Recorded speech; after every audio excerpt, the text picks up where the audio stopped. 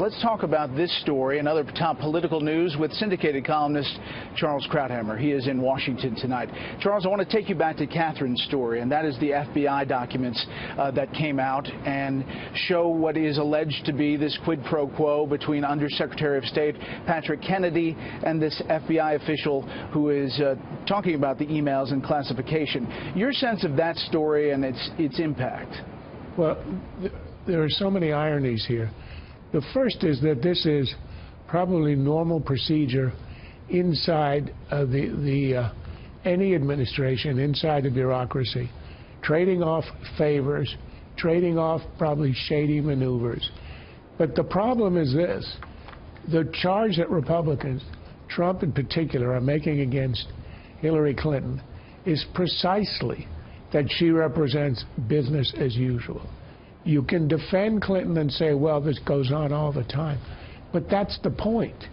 They are trying to wipe away this kind of culture of corruption. It is hard to deny that there's a quid pro quo, or at least one was proposed, when the phrase quid pro quo is used to describe the transaction in the documents. So, look, this is the camera in the sausage factory. I don't think that we should be shocked that this happens in the bureaucracy, but once you see it in black and white and you hear the charge that Clinton represents business as usual, and it's a corrupt business as usual, that I think accentuates the charge and makes it a very serious one.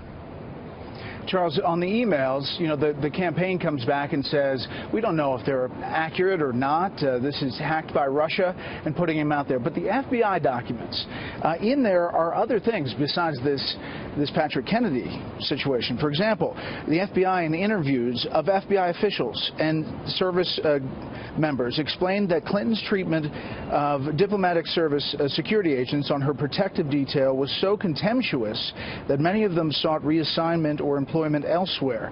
Prior to Clinton's tenure, it goes on to say, being an agent of the Secretary of State's protective detail was seen as an honor and privilege reserved for senior agents. However, by the end of Clinton's tenure, it was staffed largely with new agents because it was difficult to find senior agents willing to work for her. That's the FBI documents, not the emails. And right. I'm just wondering how you think this all plays politically in a situation where Donald Trump is clearly getting bombarded on the allegations by all of these women. Look, there are shelves in libraries groaning with tomes describing the personal unpleasantness of Hillary Clinton.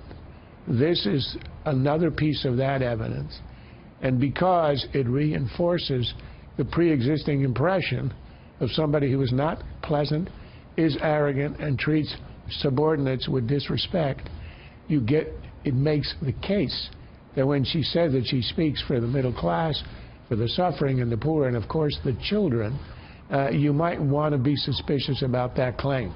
But it's nothing new. It adds to the weight of evidence, and when it has the FBI's signature on it, that I think is also significant.